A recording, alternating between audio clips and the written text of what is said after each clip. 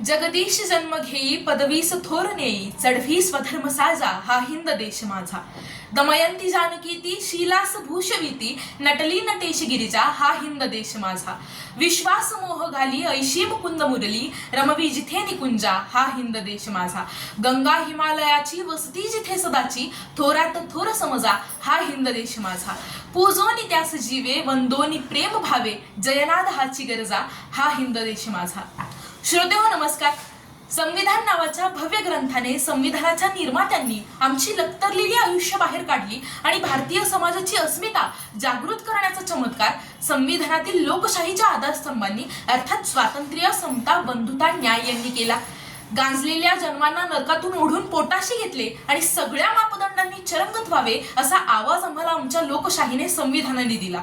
याची भक्ती करावी, शक्ती करावी, डोक्यावरती घेऊन अभिमानाने मिरवावं असा इमान आम्हाला आमच्या लोकशाहीने दिला। असत्याला, ढोंग्याला, अन्यायाला, अत्याचाराला लाथाने तुडविणारे कठोर निर्णय शास्त्र, तशी अनामिक वृत्ती, अनेकांना हैराण करून सोडणारी युगंधर जिद्द लोकशाहीच्या 4 आधारस्तंभांनी दिली। परंतु आज वर्तमानात याच लोकशाही देशात बेशरम अत्याचारांना कापणारी शस्त्रास्त्रे कुठे आहेत? आई बहिणींवरती होणारा दुराचार समजून घेणारं सागरा एवढे शहाणपण कुठे आहे? गावातळात राहणाऱ्या, रस्त्याच्या काठावरती झोपणाऱ्या निष्पाप जणांना तुडविणाऱ्यांना कापून टाकणारा न्याय आज कुठे आहे? अशा कित्येक सकारात्मक आणि नकारात्मक प्रश्नांचा कल्लोळ घेऊन व्यासपीठावर उभी आहे मी वेदिका पाथरकर। विषय म्हणते भारतीय लोकशाही किती परिपक्व, किती अधुरी। आज या विषयाचं चिंतन करत असताना गेल्या 75-76 वर्षांमध्ये लोकशाहीच्या या 4 आधारस्तंभांनी आणि लोकशाहीने मला काय दिलं तर या व्यासपीठावरून मत मांडण्याची अभयता दिली। विविध विचारसरणी असलेल्या देशात जात, धर्म, पंथ, भाषा यात राष्ट्राची एकता, त्याचे आश्वासन देणारी बंधुता प्रवर्धित करणारे काम लोकशाहीने संविधानाने केले आणि यावरूनच भारतीय लोकशाही किती परिपक्व हे आपण लक्षात घेऊ शकतो। परंतु आज याच लोकशाहीच्या आधारस्तंभांना डावलून घटनात्मक संसदीय लोकशाहीचा चालू असलेला जागतिक नग्न सिनेमा, संसदेत विष फुंकणारी हिंदुत्ववादी भाषणं, इस्लाम खतरे में है, हिंदू खतरे में है असं म्हणत पेरला जाणारा जाहली आतंक, या साऱ्यातून खऱ्याखुऱ्या लोकशाहीला सिंहासनापुढे कापलं जातंय आणि दीन दलितांच्या रक्ताने माखलेलं गावाकुसा बाहेरचं, वाड्या वस्त्यांवरचं जगणं आता तरी स्वातंत्र्य, समता, बंधुता, न्याय यांना सुरंग न लावता देशाच्या 75 सुकर करता येईल का हे देखील लक्षात घेणं गरजेचं आहे। एका बाजूला लोकशाही आणि लोकशाहीचे अंगे बघता तर दुसऱ्या बाजूला मताच्या पेटीतून जन्माला येणारा राजा उद्याच्या लोकशाहीमध्ये ईव्हीएमच्या घोळातून जन्माला येतो की काय अशी भीती वाटू लागली। अर्थातच निवडणुकीच्या वेळी भरला जातो येथे बाजार माणसांचा, तोही माणसांसाठी विकला जातो आणि विकत घेतलाही जातो मतदार, अगदी खेळण्यासारखा। बाप बदलावं तशी बदलली जातात पक्ष आणि केली जाते भाषा स्वातंत्र्य, समता, बंधुता, न्याय या लोकशाहीच्या अंगांना धुडकावून लावण्याची। राजकीय नेते कलमांपासून, कायद्यांपासून पळवाटा काढताना आपल्याला दिसतात। We are not rightist, we are not leftist, we are only opportunist. म्हणजेच आम्ही ना उजवे आहोत, आम्ही ना डावे आहोत, आम्ही फक्त सत्तेसाठी संधी साधू आहोत असं म्हणतात। यावर लोकशाहीची वाटचाल शाही लोकांकडे तर होत नाहीये ना हे देखील लक्षात घेणं गरजेचं आहे। लोकशाही आणि लोकशाहीचे आधारस्तंभ आपल्याला कलम 12 ते 35 नुसार अभिव्यक्ती स्वातंत्र्य बहाल करते।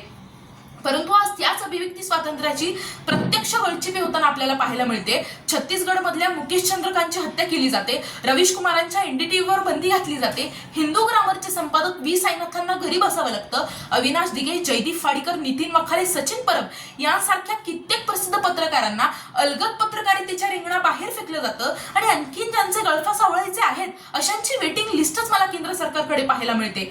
आज न्यायदेवतेच्या डोळ्यावरील पट्टी काढली परंतु स्त्री अत्याचाराचा न दिसणारा पडदा आजपर्यंत आपण काढू शकलो नाहीये। 18व्या वर्षी एखाद्या मुलीवर अत्याचार होत असेल आणि 62व्या वर्षी या देशात निकाल लागत असेल तर स्वातंत्र्य, समता, बंधुता, न्याय ही भारतीय लोकशाहीचे आधारस्तंभ सांगत असताना यातील न्याय व्यवस्था आपण जलद करू शकू का याचं उत्तर मला आज मिळणं गरजेचं वाटतं आणि यावरूनच आपण भारतीय लोकशाही किती परिपक्व, किती अधुरी याचा आढावा घेऊ शकतो। म्हणालेच असतील डॉक्टर आंबेडकर गांधींना, मिस्टर गांधी आम्हाला देश नाही। जर हेच वाक्य इथल्या दलितांना, मागासवर्गीयांना, तृतीयपंथीयांना रोज नव्याने आठवावं लागत असेल तर कलम 19 पासून 22 पर्यंत असलेल्या स्वातंत्र्याचं नेमकं झालं काय हा प्रश्न आज विचारणं गरजेचं वाटतं। जगविख्यात हार्वर्ड विद्यापीठातील 2 प्राध्यापकांनी हाऊ डेमोक्रेसी डाय नावाचं पुस्तक लिहिलंय। यात ते असं लिहितात की आजच्या काळात लोकशाही केवळ लोकशाही मार्गानेच मारली जाते, म्हणजेच लोकशाहीचा केवळ सांगाडा उडतो, स्वातंत्र्य, समता, बंधुता, न्याय न्याय ही भारतीय लोकशाहीची अंगी खिळखिळी करून सोडली जातात आणि त्यातला संविधान नावाचा आत्मा हरवत जातो. अशा वेळी याला विरोध करताना केवळ संविधान बचाव असे नारे देऊन चालणार नाहीत, तर संविधान साक्षरता वाढवण्यासाठी आणि लोकशाहीची परिपक्वता वाढवण्यासाठी आपल्याला प्रत्यक्ष प्रयत्न करायला हवेत.